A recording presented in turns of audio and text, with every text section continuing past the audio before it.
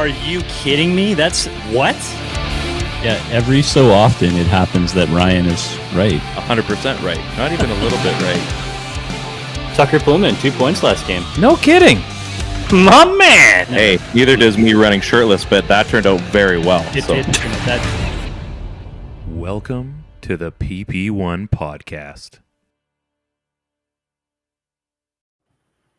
I feel like I've done this today already, but I kind of have.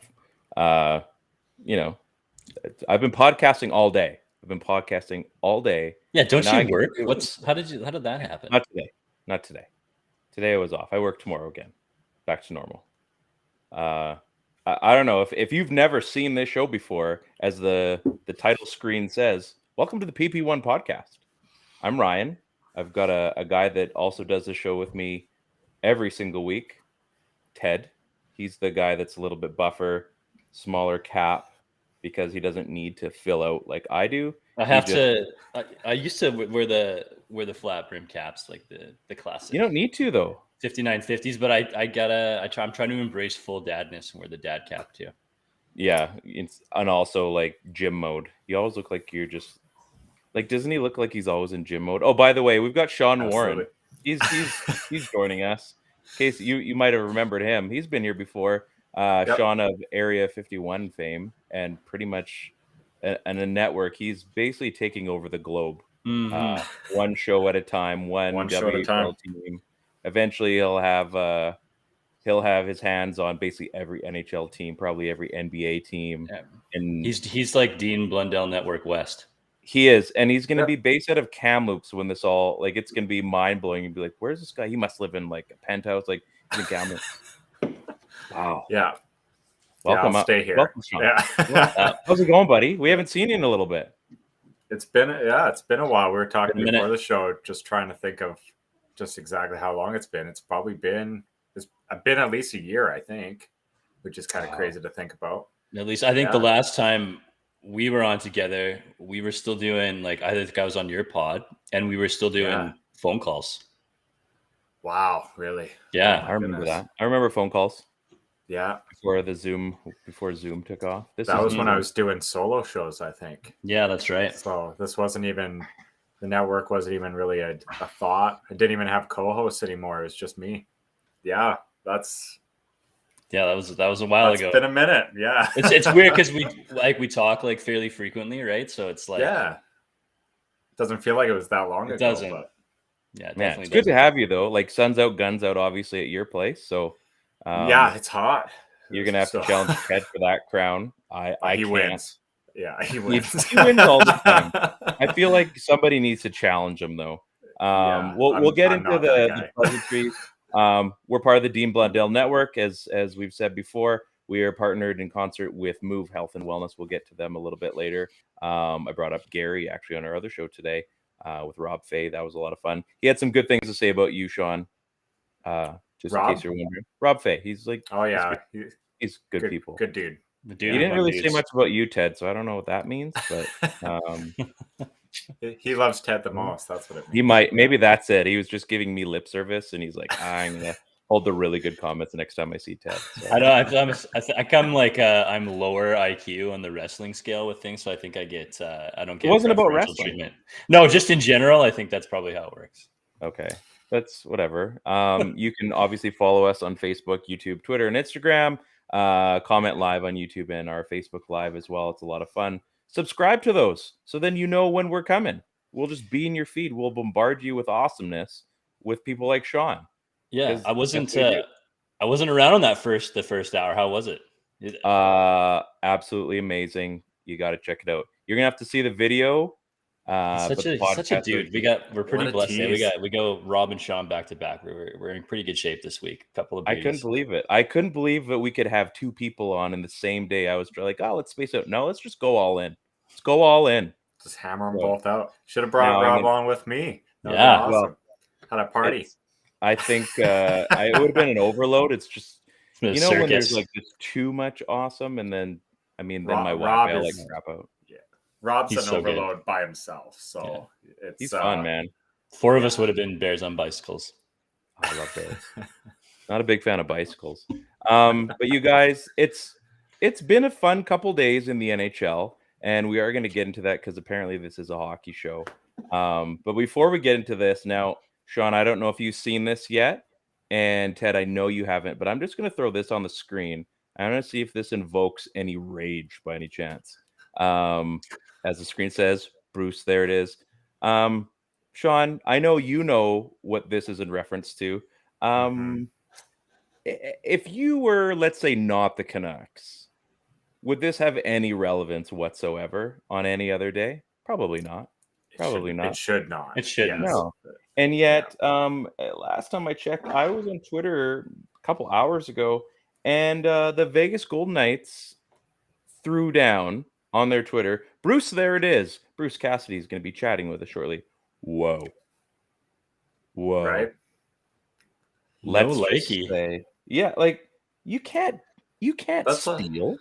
A pretty good Twitter account too. Like that, I think. How do you not be more original than that? Like, I don't like it. There's a lot of things you could do with Bruce. Bruce, there it is, was mildly original by us. Like, but you can't then go and duplicate it. Not even for a different position, not even for a player, but for a coach. Like, it's the same thing. Division. Exact same thing. That's like them having, the team like that merch go out. Like, we've already done that. Yeah.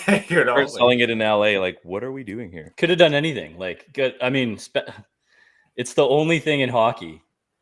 Yeah. Some people are saying it. Bruce, there it is. Like, it could have been Bruce Almighty. Like, there could have been like so many other things that you could have done. Yeah. The Bruce is loose. But there's so many different things that you could have done there.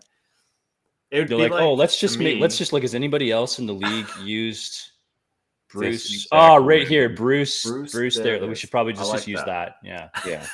Like, doesn't even rhyme with whoop. Like, we just pulled that out of nowhere and made it a thing here. This fits. Yeah. I mean, so do the Canucks now? Do they go in there because they haven't really done anything? Do they go like, hey, it's been a rough day. Can you guys post dog pics on our Twitter account? Because isn't that Vegas thing like send us dog pictures? We're losing the game or something like that. Yeah, we're sad. Or where future like I made a joke. I think they should maybe take some future considerations next time they're going to do something like that, because they just got rid of any value they've had on their team for basically a cap dump. So you could do team picks with like swords going through the players. Maybe that might be a good one. Oh yeah, I still have that sword somewhere. Maybe I threw it out. The DeBoer sword. Yeah, Alan Walsh still hasn't given us that interview that he promised. So come on. So anyway, that was the recent news that came up. But what? Imagine to me, imagine for a second, Nashville Predators decided that they really, really liked the Chelsea Dagger and they started using that as a goal song. Like the uproar that would happen in Chicago. I'm not saying that it's on the same par, but it's stealing, man. Stealing. Well, I already feel like Nashville should be, and nobody said anything about this, but like when they dropped Smashville, I was kind of like Hockeyville. Like I thought of that right away, and maybe I was the only one thinking it, so I didn't say anything. But it was pretty reminiscent of. I did want to get into hockey, but that's me being rude, and I do apologize for that. We're not even 10 minutes in. Sean, obviously, you came by to hang out. What's new with you, man? Like you've been absolutely just blowing up the sports world locally via Kamloops, and yet you're everywhere. You're in Quebec. How does that happen? Quebec. Yeah, fill us in, man. You've had a busy year. We've had a really busy year. So the network is now a year and a half, but before the anniversary mark, we really leaned into CHL coverage with the WHL. Mm-hmm. And so we had, just to kind of get our feet wet, see what we thought about that venture. We just did the Western Conference. But we had writers credentialed for all of the teams and covering the teams actively. It went great. We loved what we were doing there and have since expanded coast to coast to cover the entire CHL. So we're still expanding. We're still doing that process. It's a lot of writers to bring in and acclimate to what we're doing and our processes. But yeah, really excited. Obviously, with the Memorial Cup being in Kamloops next year, I'm extra excited. Yeah, great. Couldn't have been better timing for me. Yeah, obviously nudging out Kelowna. So we've got some things we got to work on. Apparently, that's a touchy subject at City Council these days. So, I bet. Yeah. No, a huge win for Kamloops. It was really nice. Just the timing of it was really good as far as like team cycle goes. For the Blazers, obviously, almost making it just shy of the Western Conference or the WHL final. Yeah. So to have a good team already and then get the Memorial Cup is a really nice way to have things work out. And then, with Area 51, we're expanding all of the time. So we've got a few different announcements that are coming down the pipe pretty soon that are going to be really big. We've got a new website, area51sportsnet.com, and everything will be there. So really excited to see. And now you've got like the Van Slams on there as well, right? Van Slams on there as well, yeah. And what else am I missing? So we've got Van Slam. You've got the. I was on Point Shot. That was so. Yeah.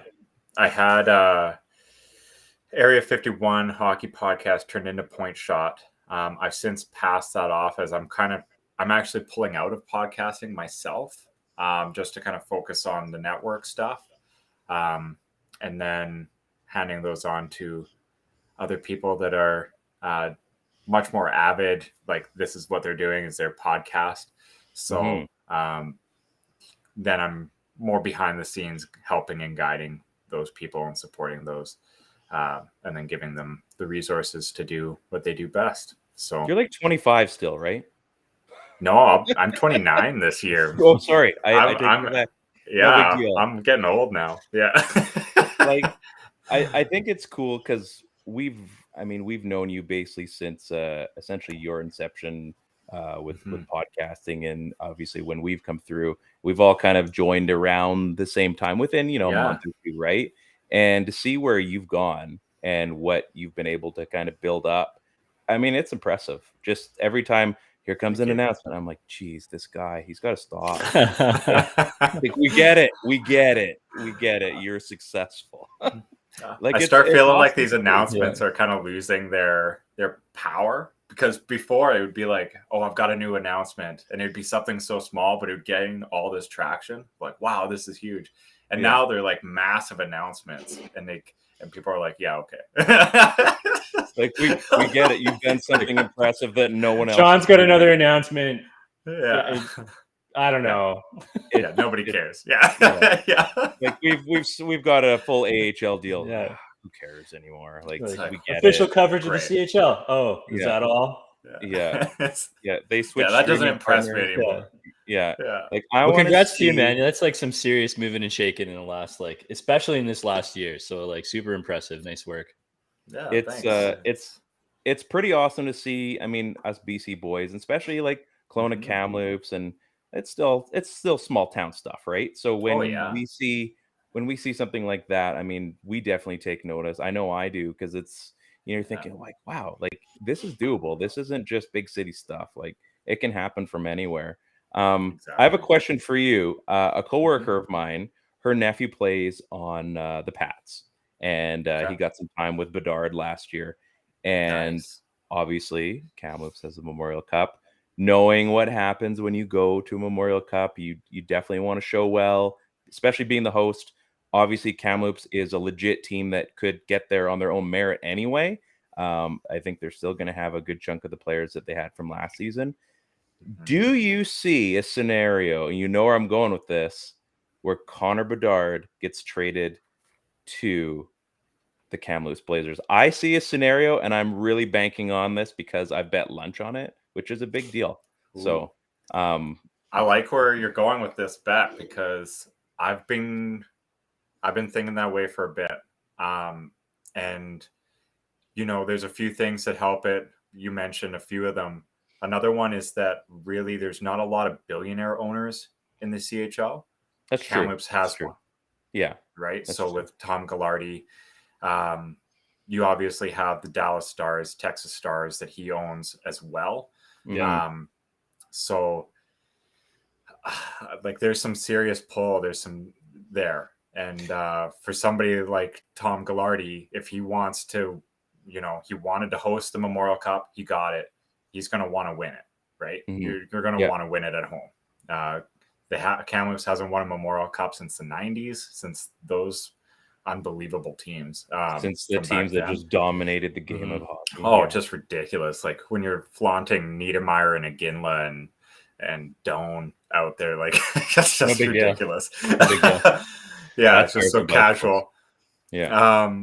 So I do think that there's a real opportunity for that. He does have some friends on the Blazers as well. And he's going to be the number 1 pick next season. Like you're basically fast tracking. You showcase, because you don't always get to do this, right? But you get to showcase. And I know, Ted, you probably want to build. I just wanted to throw this quickly in.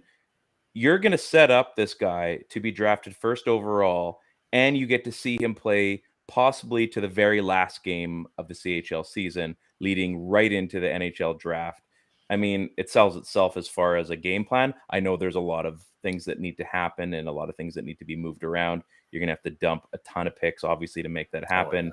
But I mean, just like everything else, every other sport, you sell out for the ring, right? One ring, everybody forgets everything. Like that's how it works. That's kind of where I was going to go with my question. Obviously, so you have Gaglardi, and when you think about how trades are made in the NHL, it's like everybody is always positioning for the best angle at all times. Nobody wants to lose a trade, but in the WHL and the CHL in general, it's different. There's a lot of politicking that goes on behind the scenes. Picks aren't worth what they're worth on a regular level because you don't know what the crop's going to be like year after year, and it goes in these sort of 3 to 4 year cycles. Yeah. And if you want to get your hands on a player, you got to be a big player like Gaglardi is. So what kind of stuff has to happen behind the scenes to get your hands on a Bedard? I think there's a few things. So one, you have to have this goes without saying, but you have to have a willing trade partner in Regina. Like there's a few really big things for them in keeping Bedard, right? He sells tickets single-handedly. He's going to go first overall. You're going to hear from Regina Pats, Connor Bedard, right? Just having that is big. But they're not a contending team. They would have to do massive surgery to try to do that, in which case you're selling out for one season because, let's face it, he's not going to play in the WHL after the next season, right? No, this is it. So do you then, sell Bedard and load up for the future so that you can actually build a legitimate contending team in the future? Personally, I think you should do that if you're Regina, because you're not set up to compete with him. Yes, he sells tickets today, but what happens after next season? Yep. Contending teams, they sell tickets as well. So if you can sell high on Bedard, load up on a bunch of picks and some young players, Kamloops has a lot of picks that you can kind of collect from them. Obviously, Kamloops would just load like whatever you want, right? Oh, yeah. Like they build the trade to suit, obviously. Yeah. And then for like Kamloops, for Kamloops and Bedard, it would be huge wins. Like, so what they make this deal, like how does this set up Regina for the future and for how long? Like, what are we looking at? Like an additional 3 years of competitiveness? Like, how big is something like this? Are they going to have to put a multi-year package of picks together to get a hold of them? Yeah, I would say so. The thing to remember, Bedard's the first ever exceptional status WHL player, right? We've never had somebody out west like this. All of the exceptional status guys have always been Q or O. So it's a big deal. It would be an unprecedented trade. Didn't Brule get exceptional status or no? I don't believe he did, but I'd have to double check that. I mean, I think you're right. But I'm just trying to remember. I feel like I don't think Brule was there back when he was Gilbert Brule. Gilbert Brule. Well, yeah. Gilbert Brule. Yeah. Jeez, that was funny. Thanks, Ted. Thanks for the memories. Yeah, that was a little. Yeah, guys like Bedard do not grow on trees out here. Like every other season, the OHL or the QMJHL has an exceptional status guy. But out west, not so much, let alone to then have him be a trade chip, right? So I think you would have to, it'd be max return for Regina. Like, you'd be talking multiple years of first round picks. You'd be talking young players that already play on a roster. Guys like that. Like, it'd be massive. Are they pretty set up for this year? I don't know how in depth you are with the team, and obviously I'm not, because I'm asking the question. But how set up are they with like the 20-year-olds that are on that roster? Are they going to go out and get more guys that are in their final season and move out some existing, or do they have some really quality 20-year-olds that are there right now that they can lean on? Yeah, for Kamloops. Yeah. There's some great 20-year-old players. I mean, none better than Logan Stankoven, who just won Player of the Year for the CHL. He was spectacular, and he's only going to get better. And then if you put him with Bedard, like, Jesus. Like when we had Draisaitl and Morrissey and Merck, like that whole team, just like Draisaitl himself. It's just one of those players that puts you over. In the case of Bedard, I mean, he does, I think, a lot more things than Draisaitl would do. So, I mean, you're gonna put a team over the edge, right? Yeah, it'd be absurd. But there's a lot of, I wouldn't say it's an older team in Kamloops. I would say if you just looked at the roster, you wouldn't think that they're going all in this right now, as they have the roster set up.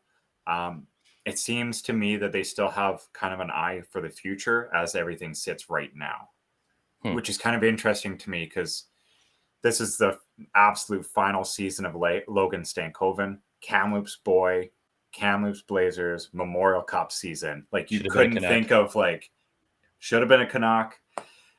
You couldn't put more into this season being a massive year for Kamloops. And I'd be interested to see what happens. I think there is going to be a few moves there. Like, I think they really need to go out and get a goaltender with Dylan Garand moving on. Yeah. Probably have to shore up at least one blue liner. And who knows, like with the Bedard, like with a potential Bedard trade, if it ends up kind of gutting your lineup, like, you don't know what kind of holes that could create as well. Like, sure, you're going to be insanely offensive, but you're still going to need a goaltender. You're still going to need a blue liner. So, it'll be interesting to see what happens here going into the season. I'm kind of surprised at how quiet it's been so far. But it's early. I think you'll see the fireworks, especially in the WHL. You never see anything in the off season. It's always that first month or two. And you're right. Like, but like in Kelowna, when they've done all their big moves, whenever they've made a big run, like, they make sure that everybody knows what's going on. And especially with Velarde, like, you're going to hear about it. There's going to be a run. Everybody knows what's going on this year for Kamloops getting the tournament. So I think everyone's just going to be waiting for that thing to happen. And I think it's going to happen. It makes too much sense for how the game works and how they can showcase that league. I mean, you don't want to give up a guy like Bedard. If you're Regina, at the same time, you can set up yourself with multiple first round picks. Probably, again, future, I'm probably talking 3 years worth of picks, which usually happens. You don't necessarily get a lot in return as a roster unless it's some of the tertiary guys. Like, you're not going to attack your main. No, you're not going to gut your main core. No, so that just defeats the whole purpose, right? You're not trading to gut your team so you can get a guy for 1 year and not do anything with it. I mean, exactly. John's just sick of waiting, just like we're sick of waiting for Vancouver to just straight up and do something too, right? So we're all waiting for JT Miller to get traded or whatever's going on. Look at that segue. I'm so that was good. I don't know. It sounds like the market has now cooled off after we've seen Johnny Gaudreau get signed. We've seen who was the other one that went today? You think I'd remember all these things? Oh, Dylan Strome. Dylan Strome went. Yeah. So to Washington. We're now getting into like a little bit of the antsy part of free agency. If you're a Canucks fan, I was looking today. John Klingberg still hasn't signed anywhere. And I mean, Kadri. What a fit that Kadri, yeah. What a fit that would be in Vancouver. And I was going over, I'm on Cap Friendly right now and before the show here, and I'm trying to figure out, like, okay, who could they move? And then I'm looking, all right, Tucker Poolman was on the IR. Hoglander was on the IR. Then I look at, Furland and what's going to happen there. There's like 2 guys on the team they can actually move to make this happen. 3, if you include Miller. One's Myers, one's Ekman Larson, and the other is JT Miller. There's or Tanner Pearson. You could probably put Tanner Pearson on that list too, probably. Yeah, but then I mean, and with Miller, you probably also have to move Pearson just to be able to have enough space to do John Klingberg, right? Because he's going to be commanding what, $7 million? And do we like John Klingberg that much? Like, I like John Klingberg. Do I like him for like 6, 7, 8 years at like 7? Like, I don't. He's an upgrade. I don't like him that much. We're talking about getting rid of a player who's 29 that wants like a 6, 7, 8 year contract. Yeah, that's commanding similar money. Like, what is the point of that? Totally agree. I'll tell you what the point is that he's going to be a great addition. 29, big deal. He's going to give you more than Tyler Myers is going to give you, or Ekman Larson. I mean, is it a little bit of a parallel move if you're getting in that? I think you're going to see more value. You're going to see more, more production as an overall player than one of those 2 guys. Now, as long as the salary's not too high, right? If it's comparable. But I guess you're also right. You're probably going to be throwing 6, 7 years at him, I guess, too, right? So now we're right back in the we shouldn't have done that to GT. We might as well. It looks good for 3 years, and then it turns into an oopsie in like year 33, year 34, and then you're like, now we're looking at like OEL production possibly. I mean, people forget how much OEL produced when he was in his prime, right? I mean, we're not that far removed from people talking about a Norris Trophy for that guy. Mm-hmm.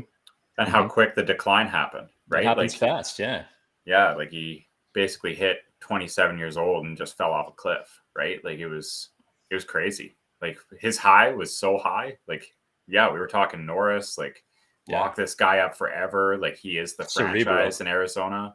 And then they did. and then they did, and they're like, oops. Well, that's the thing, Ryan. Like they did, and then it looked good for a few years. Like it looked like, hey, this is working out, right? I mean, the desert would suck the life out of anybody, but I mean, it didn't. It looked good until it didn't, and when it didn't, it looked real bad. Especially when you're playing on your neighbor's backyard rink, right? That's where you're. Yeah, we're gonna fit more into Kamloops for the Mem Cup, right? yeah. And then, honestly, I'm looking at these other signings too. So like Gaudreau, we'll get into in a second, but like Claude Giroux goes to Ottawa, which I wasn't really sure about, but I guess that's more of like a hometown thing. And I mean, it is.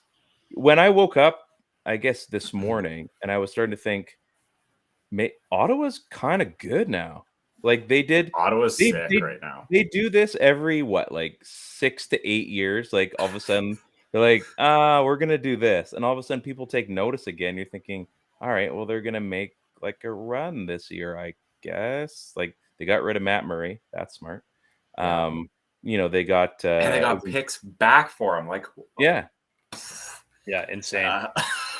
I mean, he was extremely miscast where he was, but and I wonder if he'll be able to turn it around completely, but I don't think that was all his fault being in the situation that he was in. No. I have 2 major concerns with Matt Murray.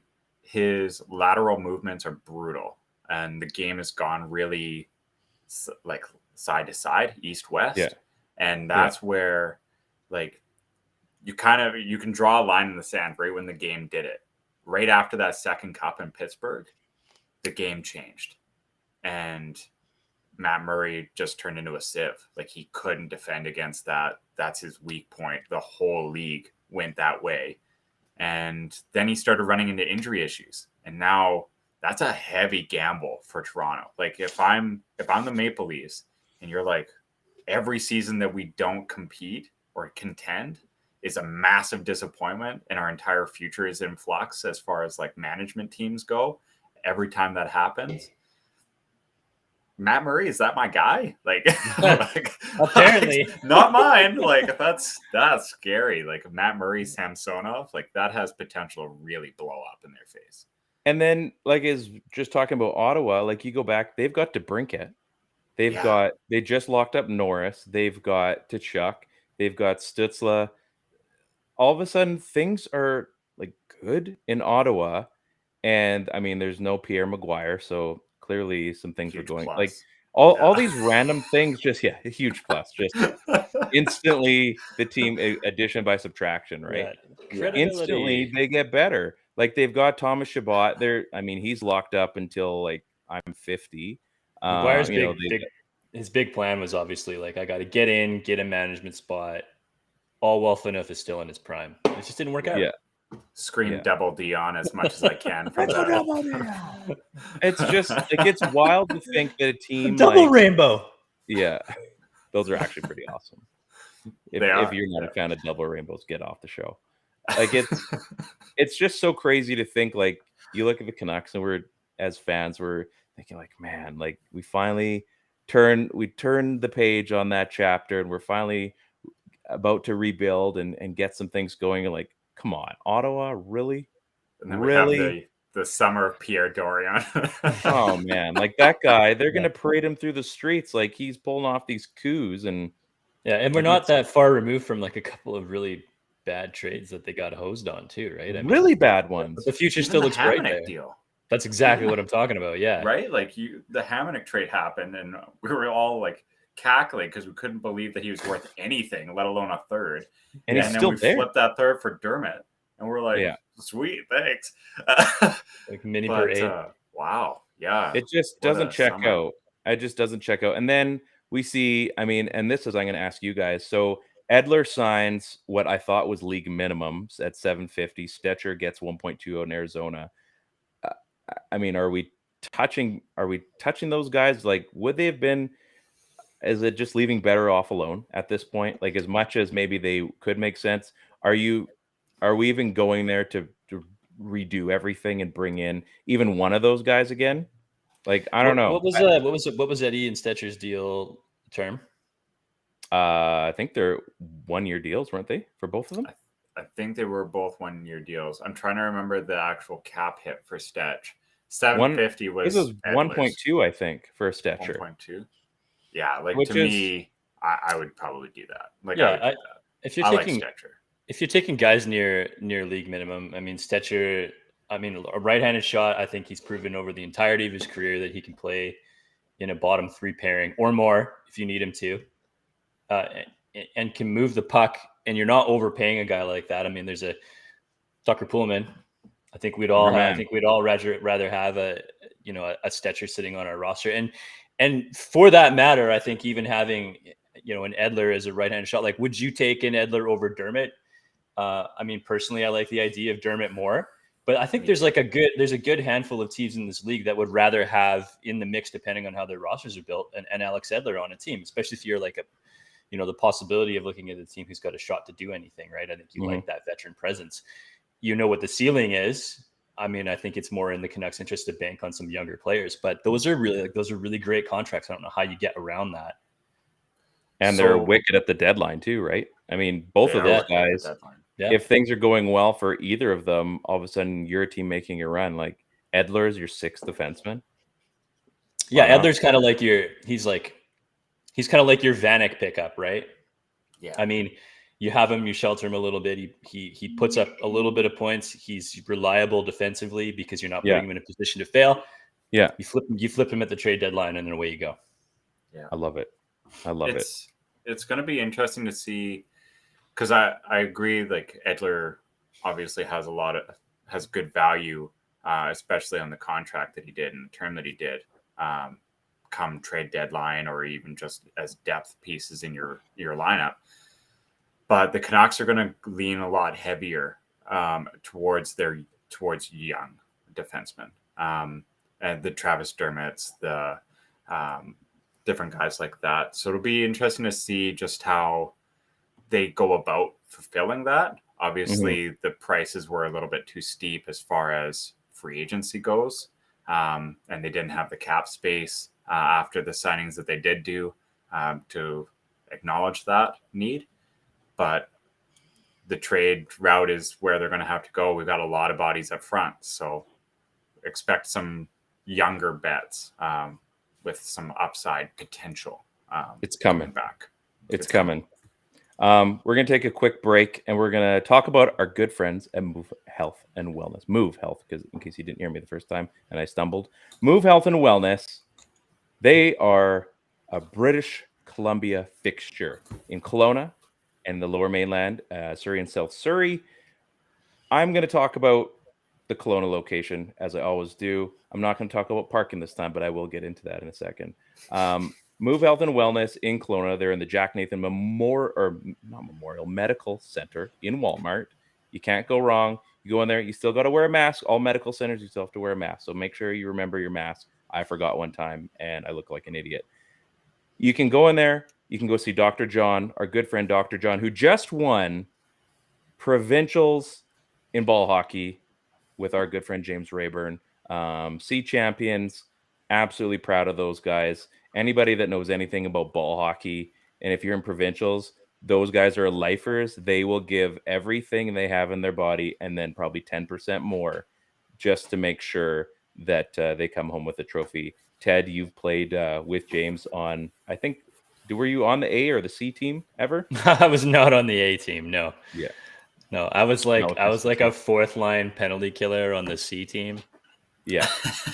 So like that team, anytime you're associated with our good friend James, and Dr. John on this team, like these guys are psychos out there. Like it's not hockey, like it is life. It's life or death basically on that court. And congrats to them for winning. Dr. John is a chiropractor.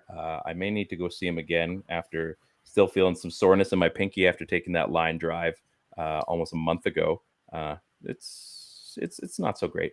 But you go and see Dr. John, and he's not just going to go in there and do the typical or the faux adjustment that everybody seems to want to get when they go to a chiropractor. He's going to go in there and he's actually going to get you better. He's going to show you motions that you're going to need to figure out, so you're going to be able to basically get your body back, or your structure back into proper health, so you don't necessarily need to see him, or at least not see him for a while. You can also go see our good friend Kaylee. She's a registered massage therapist. I think they're adding another one.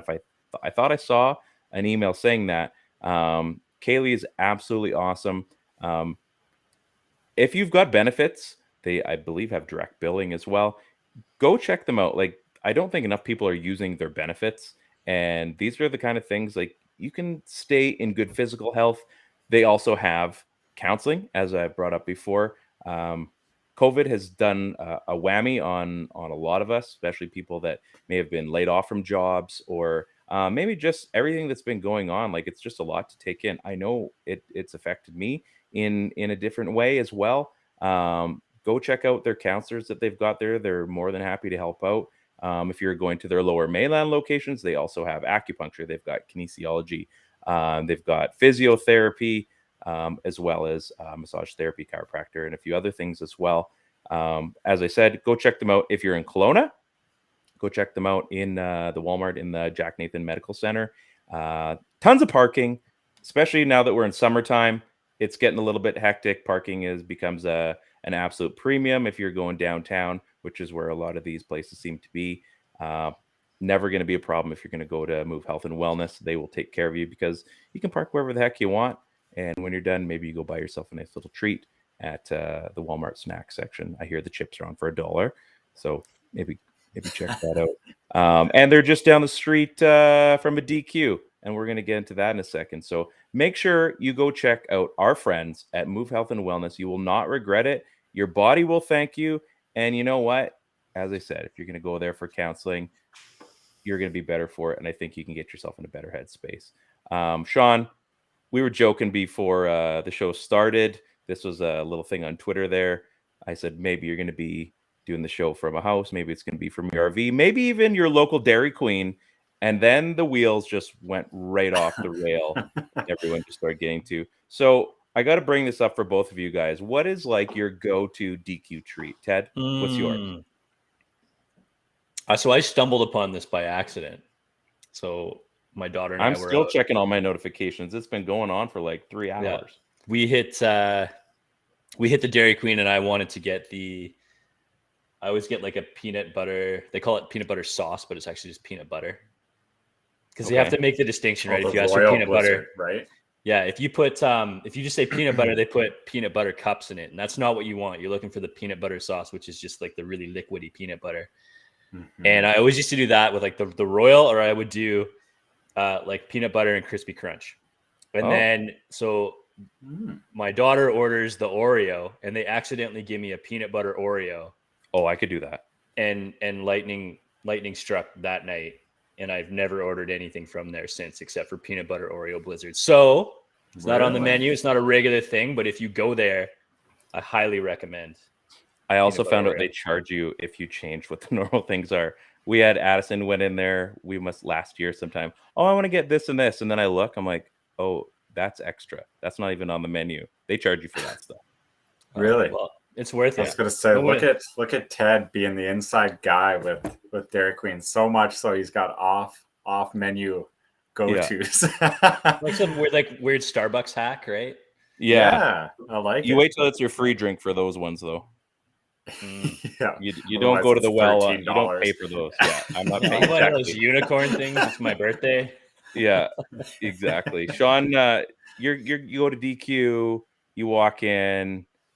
Is it a dilly bar, or are you going like, is it a Blizzard? What's your gotta thing? Be a Blizzard. I go Reese Blizzard. Gotta have extra Reese, obviously.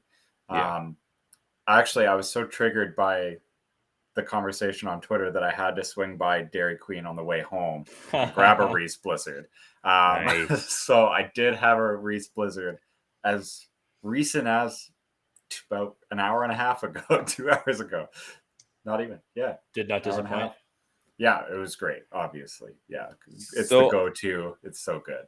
It is. So there's always the odd one where like you just can't say no because they've done like some like the peanut butter, any of the peanut butter or Reese's concoctions.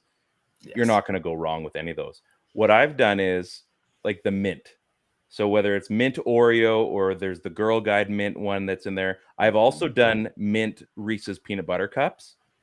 That's a changer as well. So you get your peanut butter cups, and then you get because the mint basically takes on for like the ice cream portion, right? Okay. So now you're getting your peanut butter, you're getting your mint. No one is losing here. It's a win-win. It sounds weird. It sounds weird, but it's very on brand for you, and I'm sure it tastes fine. Oh, it's on brand. Thank you. I tried. Like, it sounds ridiculous, but I'm not saying no. Yeah, I'm not saying no. Yeah. I'd get a small size just in case, like, it's really not good, and I can never then trust you ever again. But I would try it. People. Yeah. This would make or break trust. Yeah. This guy was like trying to tell me that a McFlurry is better than a Blizzard. Whoa! Who said this? And we're not friends anymore. Who said this? They got like Smarties, and that's not me. Yeah, Smarties and Oreo. Like, and they use their spoon to. It's just no. It's no. I see. I do like the spoon. I like how they've done that because the spoon, it's a strong spoon. It is a strong spoon. So but it has to be because their ice cream isn't as soft and smooth as the DQ one. So the ice cream. We might have to like verify this, but I believe that Dairy Queen ice cream is actually made with real dairy and is actual ice cream, and that would make sense. And Dairy Queen ice cream is just like iced milk or something like that. Like it's not real. Yeah, we probably have to verify that, but regardless, I've heard something like that too. I just want to know, when was the first time that they we got to do this upside down so everybody knows that, like the first time. Can you imagine like the big corporate DQ this would have been what? It'll fall out. 50 years ago, like that's impossible. We can't make something that's gonna last. No. You know how we're gonna show everyone? We're gonna turn it upside down, and you better show them. And then eventually they're like, do we have to do it for every single Blizzard? No, just your Blizzard's cold. Yeah. I know it's happened where it's actually fallen. Like the viral, like we taped it and we got the one time where it fell and everyone's like, that's it. We finally saw it. We saw our unicorn. We're all good. Yeah, but in reality, it was just because it was like taken to the back somewhere. Yeah. It was just beaten. Let go. Yeah. You can't work here anymore. That or they were like, they made this like super disgusting like peanut butter cup mint blizzard, and they were just like on purpose. Yeah, they're like, no, see, you don't want this. Squeezing the cup. Yeah. You actually like squeezed it out like it was like a Minute Maid, frozen punch or something like that. Like clearly you want some good references happening right now. That's like the cranberry sauce. Mm-hmm.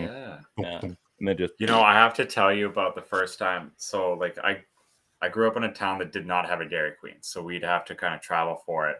And where did you grow up? I mean, Cache Creek even has one. It's true, right? Houston. Okay. Yeah. Okay. You got it. North, so but I remember the first time that they did the upside down on me, and I was like, I didn't know what was going on. Right? I actually went to try to catch it, and then they went back and gave it to me, and I was like, what the hell are you doing? I gave them this look, like these weirdos over here. What are you look thinking, at this hick. Right? Look at this little hick kid. He has no clue what the. Not how we would do it in Houston. Yeah. What are you new here? We flip them. Yeah. So I got on board. What we do. I figured it out. Yeah. Wow. That would have been. I had no idea.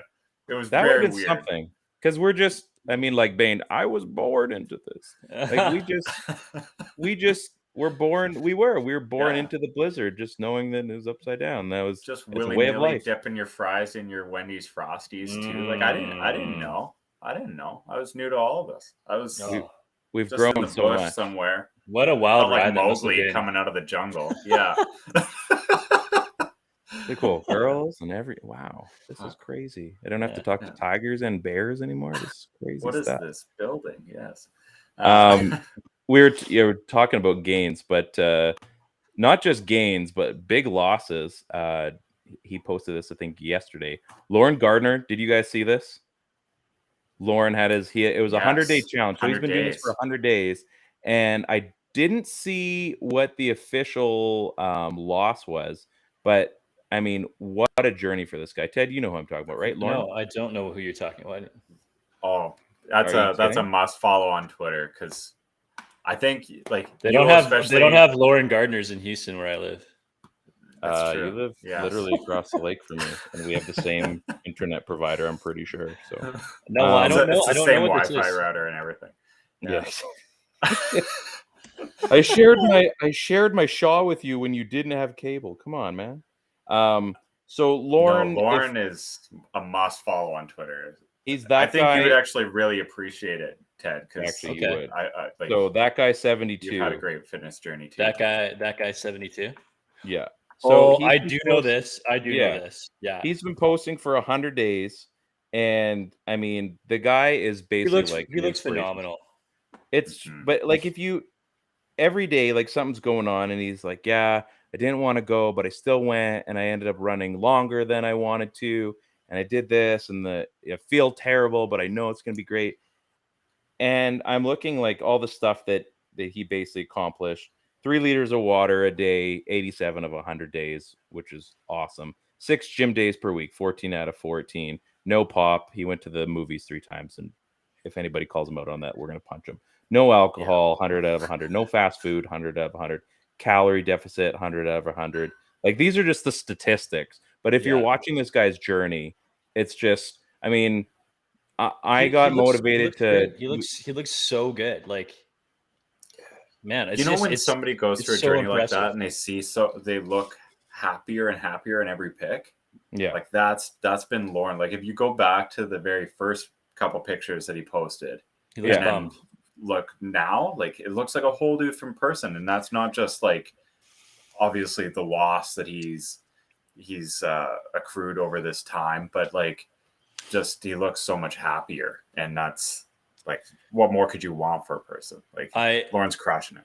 I couldn't remember the name, but I knew him as that guy. The second you said that guy, I'm like, okay, I know exactly who you're talking about, right? So I remember commenting early on in those early stages. And that was like a real tough time for me, where you need to get in that rhythm, right? You need to be there 3, 4, 5 days a week or more if you can. And the first 3 months, are just so difficult. Like it's once you get to that point where you feel like you have to go because it's weird if you don't go, like it's this forming good habits thing. And I think that anybody who listens to like motivational speakers, and I'm not a big motivational speaker guy, but there's always a common theme there that you need to turn it into good habits. And so I remember commenting early on and him just looking like I'm tired, like this is hard, this is not fun. And now you're seeing day 1 to day 100 and it's just like, yeah, I mean, you nailed it, Sean. It's just this like look of like accomplishment and euphoria almost for everything that he's doing. And I guarantee you that he's going to the gym because he feels like it's a regular part of his new routine, not just because it's fun, not just because there's less hard days, right? But because like now it's just a part of his life. It's a lifestyle thing for him. And I'm so stoked to see where he's at now with his progress. It's incredible. Yeah, I just saw that and I thought, I mean, we need to, I mean, when good things happen, good stories happen, like these people need to be championed. And I saw this and I said, I mean, just an absolute inspiration. There was a few parts in there. I went back in the basement, did some of my, tried to get back on it. And it's so tough because nobody wants to go and work out because it's not fun. Like I watched Ted go and I think like, man, that looks so awesome. But like you busted your ass to get, like I've watched you and you've had quite the journey as well, Ted. And I mean, that doesn't look fun. And you're like, right, let's try CrossFit and stuff. I'm like, no, man, no one wants to do those things.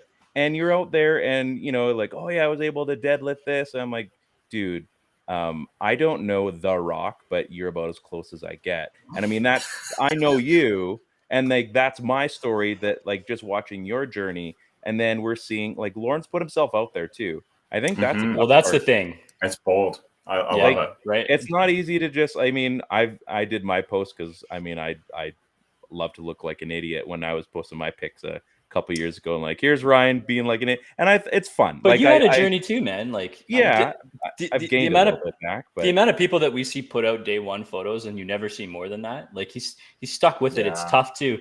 There's a lot of people who say this was where I was 3-4 months ago and this is where I am now. But we don't see a lot of people that post from day 1 and stick to it. I mean, so kudos to him. That's putting yourself out there in social media. That's already hard enough. Right. Oh, exactly. I was going to say, even putting like a day 1 photo is hard. Like I don't know if I could do that. That'd be really hard. Well, I think too, like you see, like I mean, our self-image and like Ted, you and I both have girls, and I mean, we've seen it growing up. Like, I guess the stigma is that like women have like the self-image thing. Guys have it too, and I mean, absolutely.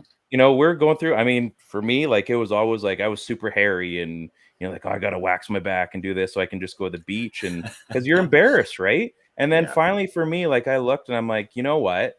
I need to own this. And like, it's funny, but I enjoy, like, I want to go to the beach now. I want to go by the pool. Yeah. I want to, and I poke fun at my, I stand next to you where you, well, I mean, Ted's glistening, but you've worked your tail off to get where you've been. He's just glistening, beautiful. Ted's an Adonis. Yeah. You work out with him and it's fun, man. Like Ted makes sure that you're honest with yourself when you're out there too. But I mean, like I said, for that self-image thing, it's tough.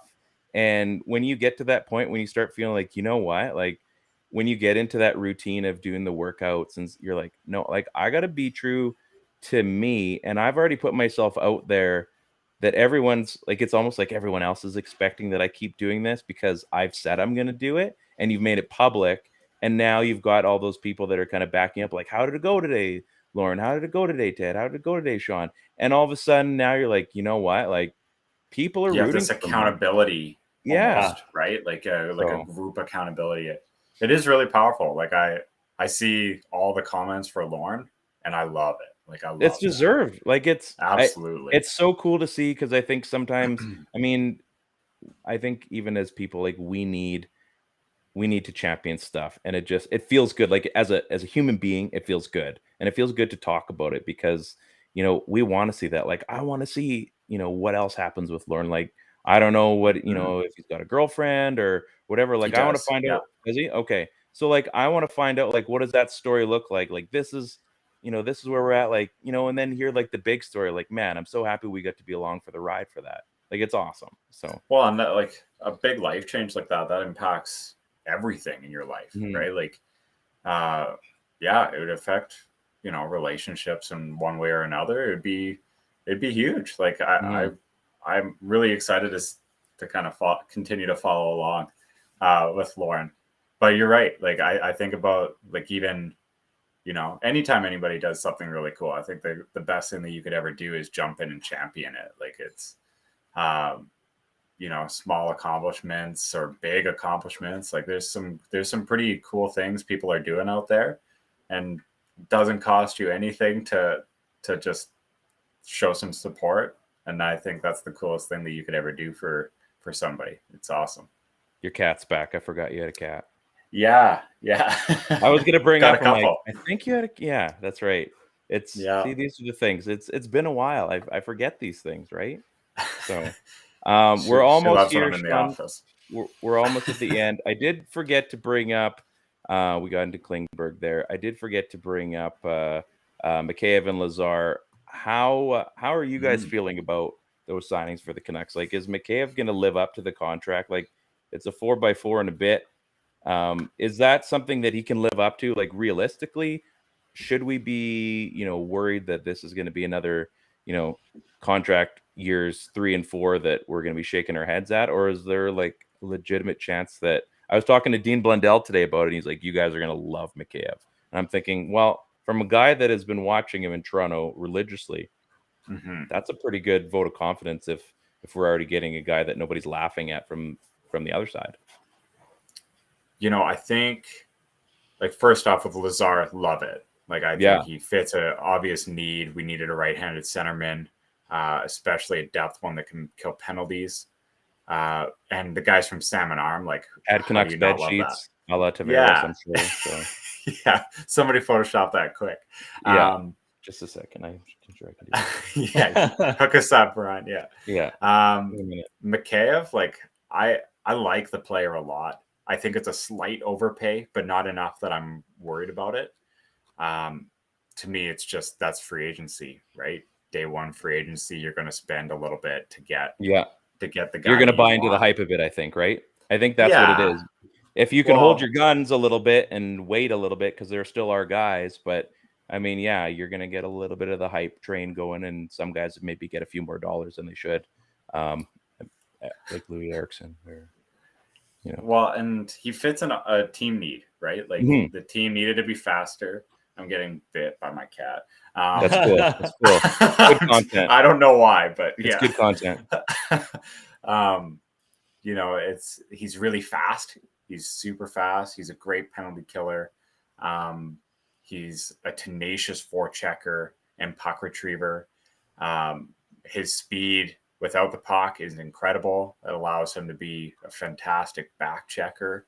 So I think he checks off a lot of boxes that needed to be checked off for the Canucks. The only thing is, the contract also insinuates that he can continue his offensive production that he had recently in Toronto.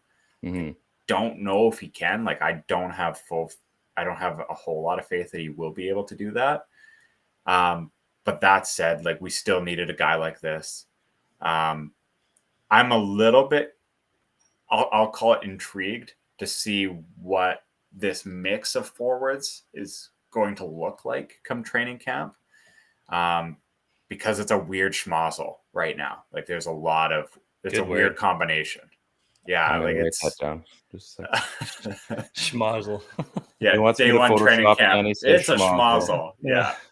Schmozzle. Okay. All right. How do you spell that? I actually have no idea. It's just a fun one to say. Yeah, like, you think about, you know, you've got a really top heavy group. You still have JT Miller in the fold. You've got Horvat, Pettersson, Besser, Garland. And then you've got, like, kind of this lower tier of, like, Dickinson that had a really bad year last year. You've got some sophomores and Höglander and Podkolzin. You got Kuzmenko coming in. You got Lazar. So where does Mikheyev fit in that? He's getting paid like a top 6 player, but there's like 7 or 8 top 6 players right now on the Canucks. which is great for a top 9. But is that the plan? And if so, what does that look like? And that's where the trades, I think, are eventually going to be coming. I think the writing is on the wall that something has to happen, because I think they're even $2 million over cap as we speak. So something clearly will be happening. What that is, I guess it sucks. We'd all like to enjoy our summers, and yet there's the Canucks like, well, stay tuned, because we're about to ruin the rest of your week just when you least expect it. Like, oh, I was going to go to the beach. Nah, you're not. No, you're going to be pins and needles. Like, you're going to be on your phone. Oh, I don't want to be the day before the draft. The night before the draft, I was very convinced JT Miller was on the move that night. Mm-hmm. I think we all were. Because in the morning, like, it was heating up like crazy. Like, everything I was hearing is Miller's gone tonight. Like, it's dealt. And then it was like a wet blanket was thrown on the fire. Like, it was just all of a sudden hush. There was not a word spoken about anything as far as usually that means that it's now you've narrowed down right? Talks to two teams or something like that. Is usually what that means. That's when I start my timer. Like, I'm like, any minute now it's going to be dropped. And then nothing. Day 1 of the draft, day 2 of the draft, crickets. And you're like, what happened here? Like, what happened? It felt like there was so much buzz going right into it, and then it all just fell flat. And I do expect, like, I know a lot of fans are panicking right now, or getting really close to panicking. I'm not worried about it yet. Like, I'm my next deadline is when Kadri signs. When Kadri signs wherever, and I do think he stays in Colorado. That's my bold take. I don't even know if it's bold anymore, though. I was going to say, I'm going to call you on like Luke Moore. Bold. It's like it would have been bold like a week ago. I want you to stay. Okay. All right. Yeah. Might have been bold a week ago, but maybe not today. Do you think that's great? Yeah. It's, if that happens, then somebody is leaving the dance without a dance partner, right? And so that's the guy, like that. Those are the teams to identify and target. You're looking at the Carolinas, you're looking at the Islanders, you're looking at the Penguins, where it's like, okay, well, you could actually genuinely use a JT Miller type player in your top 6 group. And like, Carolina's all in right now. Pittsburgh's doubled down on their core. Islanders have done nothing, and their fan base is getting pretty restless. So those would be the teams that I'd be looking at. Good time to strike. Yeah, I really like this idea of the Carolina thing. I'm most intrigued by what possibly can happen there, because I think we've gone through, without knowing what's going on behind the scenes, I think we've gone through the motions with the New Jerseys and the New Yorks and maybe even to a certain extent the Pittsburghs of the world. But there's just something sort of off the wall and weird about what's going on in Carolina, and that express need for more skill. And it's got to come in at a reasonable value, which we all know Miller's current contract is. They've got another window to take a run at it, 1 more year. I think you make that trade and you sort of sort it out in the wash, right? There's just this mentality that you get the player first and then you get it going, right? I mean, you just mentioned the fact that Kadri could resign in Colorado, and it wasn't that far off between, getting your hands on a guy like Kadri and then trying to win your cup, and then seeing where it goes past that point when it comes time to renew. And here we are, a few days into free agency, and we're talking about the fact that Kadri could go back to Colorado. That's not much different than what could possibly happen in a scenario with Carolina, right? So, man, if he goes back to Colorado, that could be a phenomenal thing, because I think we all feel that if he goes back to Colorado, that we're probably going to get him at a bit of a team-friendly deal. I mean, it's still going to be a huge contract. Don't get me wrong here, but I mean, he's probably going to leave some money on the table by just going through the bidding war, right? So I think we'd be best served, all of us, for especially from a Vancouver Canucks perspective, for him to sign there. And if he does come in at a reasonable value, I mean, that kind of it feels like it's going to bump the Miller trade value with anybody else, because now they're feeling like, maybe it's not just the Carolina thing. Maybe more are now in the mix because, hey, well, Kadri didn't sign that much. Maybe we can look at re-upping him for a similar cost, and so on and so forth. He'll be with us for that year. We don't have to think about, maybe we can extend him once he gets there already, right? So there's all sorts of opportunity from that. So I think we're all waiting for that to happen. And the overpay through free agency is just, I mean, you mentioned the Mikheyev thing right off the bat, right? Like, yeah, it's an overpay. Like, it just is, right? Because you have to pay for that. That's the penalty that you get for not raising the player on your own and having that relationship to give a team friendly discounts. I mean, look what Tampa Bay did here just recently, right? 3 players, big chunk of money. Yeah. They've got a tremendous amount of roster space. Yeah, humongous terms, and that's the reward for sticking with us, right? But when you're bringing guys free, they don't owe you anything. They're owed for the time and service that they put into, the points that they put up, right? So, yeah. In terms of the Canucks free agency, the Mikheyev thing is an overpay, but I like the player, right? I think it's probably a level up on all of the things that you really enjoyed about Tyler Mott's game, right? Oh, so, I'm faster, but maybe the fastest player in the league. Caught McDavid. Yeah, Caught McDavid. That clip is like that's such a Drance thing, right? That fastest player in the league without the puck, right? That was on like his feed from his agent. Was it Milstein? And it should be, right? I'm going to show you this clip 5 times, and you need to tell me how much you're going to offer. That's the agent just rolling out the dig me tape, and I think is his agent not Kuzmenko? Is his agent not Kuzmenko's? Milstein, Kuzmenko. So maybe there was a little bit of a Kuzmenko. And might I add, McDavid. Oddly enough, it was the other way around. Mikheyev encouraged Kuzmenko to go to Vancouver. So, no tampering in hockey, though. We're gonna like Mikheyev could have got even more money in free agency than what he took in Vancouver, right? So, but I think the Lazar deal, like that's the one, like I'm really intrigued about. 27-year-old center just doesn't take bad penalties, is always in the shit, like always in the shit, like we're talking not Burrow's level, but that guy, right? But without taking penalties, and we need more of that. I mean, he's a reliable player. He's not got that that first round cachet that he did before, but I think he's turned himself into a really serviceable pro. And when you look at the guys that are always filling out the bottom of your lineup, and they're always the really good ones, they're always former like high end draft picks, right? Yes. I mean, Dickinson had a terrible year last year. He's not. I think we're all in agreement. He's not going to have another bad year like that. That he's going to improve on those numbers, but we're talking about a guy who was, a former, what was he, a 2nd round pick or a 1st round pick? Yeah. We're talking about a guy that's a high end draft pick that obviously has those skills to fill out the bottom half. And they don't pop as scorers in the NHL. They can always fill out the bottom of your roster. So that age group, I think that's the perfect way to go. And I think if we can do more signings like the Lazar signing on the defensive side of the puck, I think this team could be in like decent shape to set themselves up for some moves in the future.